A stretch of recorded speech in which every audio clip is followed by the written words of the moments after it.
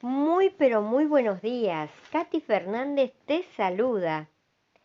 Qué lindo que estamos juntos nuevamente para abrir la carta de nuestro amado Padre Celestial. Gracias por acompañarme.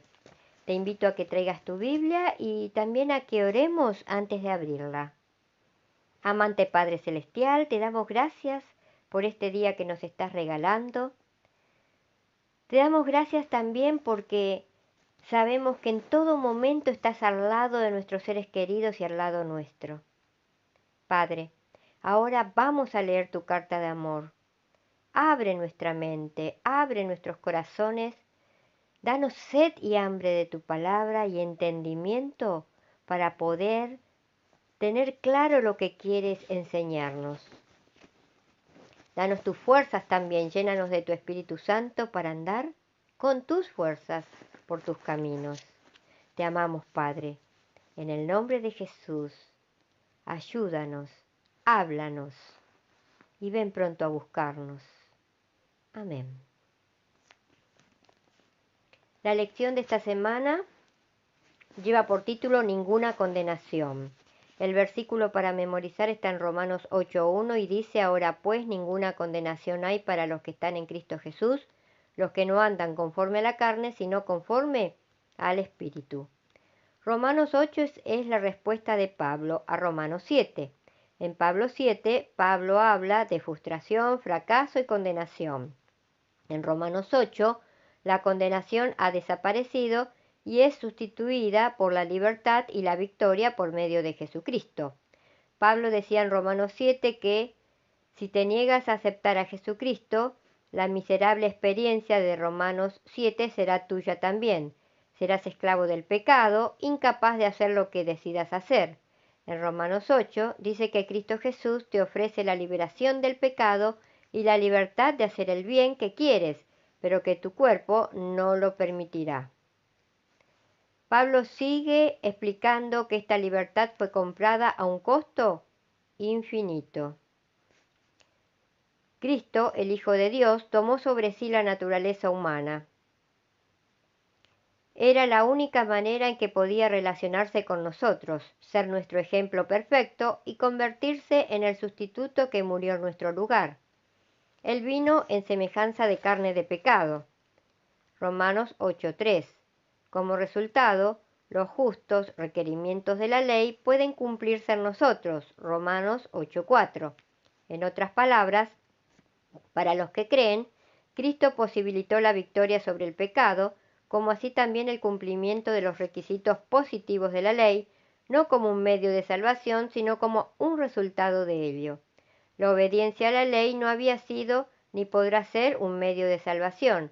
Este fue el mensaje de Pablo y el de Lutero, y debe ser el nuestro también. La lección para el día domingo 26 de noviembre es el título En Jesucristo. Ahora pues, ninguna condenación hay para los que están en Cristo Jesús, los que no andan conforme a la carne, sino conforme al Espíritu. Romanos 8:1. ¿Qué significa ninguna condenación? ¿Ninguna condenación de qué? ¿Y por qué es una muy buena noticia? En Cristo Jesús es una frase común en los escritos paulinos. Que una persona esté en Cristo Jesús quiere decir que ha aceptado a Cristo como Salvador, confía en Él implícitamente y ha decidido hacer suyo el modo de vida de Cristo. El resultado es una estrecha unión personal con Cristo. En Cristo Jesús contrasta con en la carne. También contrasta con la experiencia detallada en el versículo 7, donde Pablo describe como carnal a la persona bajo condenación antes de que se entregue a Cristo, lo que significa que es esclava del pecado. Está bajo condenación de muerte. Romanos 7:11, 13 y 24. Sirve a la ley de pecado. Romanos 7, 23 y 25. Está en un estado terrible y miserable. Romanos capítulo 7, versículo 24. Pero entonces la persona se entrega a Jesús y se produce un cambio inmediato en su posición delante de Dios. Quien anteriormente estaba condenado como infractor de la ley, ahora es perfecto a la vista de Dios, como si nunca hubiese pecado, porque la justicia de Cristo lo cubre completamente. No hay más condenación, no porque la persona sea irreprochable, sin pecado o merecedora de la vida eterna. No, para nada, sino porque el registro perfecto de la vida de Jesús ocupa el lugar del registro de la persona. Por consiguiente, no hay condenación. Sin embargo, lo bueno no termina allí. ¿Qué libera a una persona de la esclavitud del pecado? Romanos 8:2. La frase la ley del espíritu de vida se refiere al plan de Cristo para salvar a la humanidad, en contraste con la ley del pecado y de la muerte, que en el capítulo 7 se describe como la ley con la que reinó el pecado, cuyo fin era la muerte. La ley de Cristo, en cambio, produce vida y libertad. Leamos Romanos 8:2. ¿Qué libera a una persona de la esclavitud al pecado? Porque la ley del Espíritu de vida en Cristo Jesús me ha librado de la ley del pecado y de la muerte. Todo aquel que rehúsa entregarse a Dios está bajo el dominio de otro poder. No es su propio dueño. Puede hablar de libertad, pero está en la más abyecta esclavitud. Mientras se lisonjea de estar siguiendo los dictados de su propio juicio, obedece la voluntad del príncipe de las tinieblas, Satanás. Cristo vino para romper las cadenas de la esclavitud del pecado para el alma. Esto está sacado del Deseado de toda la gente, página 431. ¿Eres esclavo o estás libre en Cristo? ¿Cómo puedes saberlo con certeza? Ahora pasamos a leer la devoción matutina del día de hoy, que lleva por título La minoría diferente. San Juan 17:3 dice: y esta es la vida eterna, que te conozcan a ti, único Dios verdadero, y a Jesucristo a quien has enviado. ¿Es fácil ser honesto en un mundo programado para la deshonestidad?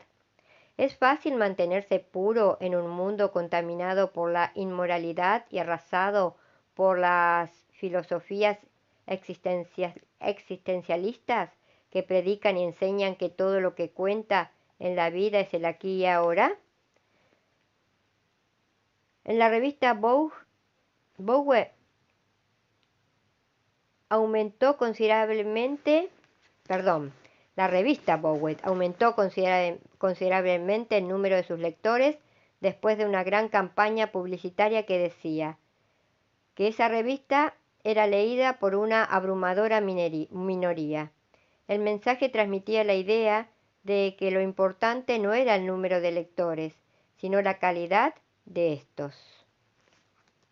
Ser minoría no es problema si la minoría llega a ser abrumadora.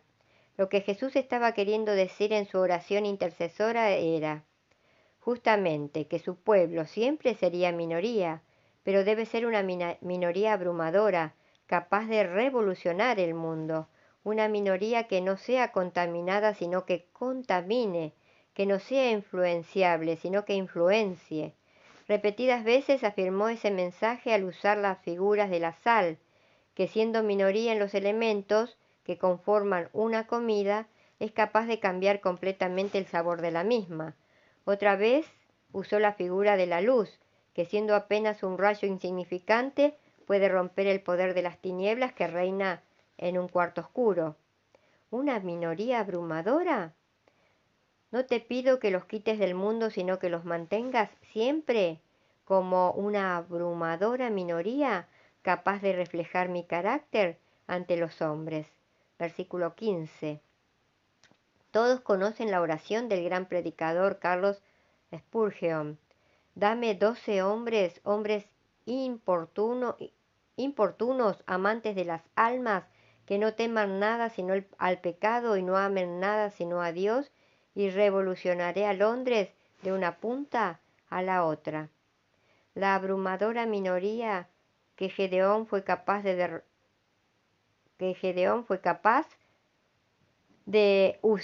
de derrotar al enemigo. Leo de vuelta esa frase. La abrumadora minoría con la que Gedeón fue capaz de derrotar al enemigo. La abrumadora minoría de los cristianos primitivos que fueron capaces de llevar el Evangelio a todos los rincones del mundo conocidos de ese tiempo. No tengamos miedo de formar parte de una minoría, pero ten la seguridad de que sea abrumadora. No tengas miedo de que todos tus colegas en la facultad sepan que no fumas, que no bebes y que no utilizas drogas porque amas a Jesús.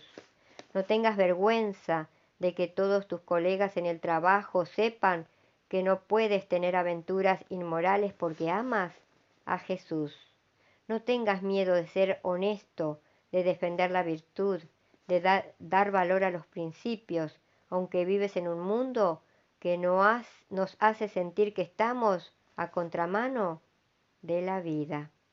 Que en este nuevo día que tenemos por delante podamos hacer de Jesús el centro de nuestra vida y permitamos que sea Jesús quien viva en nosotros las grandes virtudes del Evangelio, sin el falso moralismo, pero de la manera más natural y auténtica. Y recordemos hoy también, si nuestras palabras no ayudan, no confortan, no hacen bien o no alegran, que nuestro Dios vivo nos libre de pronunciarlas. Que la gracia del Señor Jesucristo, el amor de Dios y la comunión del Espíritu Santo sean hoy contigo. Te invito a que nos volvamos a encontrar mañana, si Dios quiere. Y muchas gracias porque estás allí, acompañándome.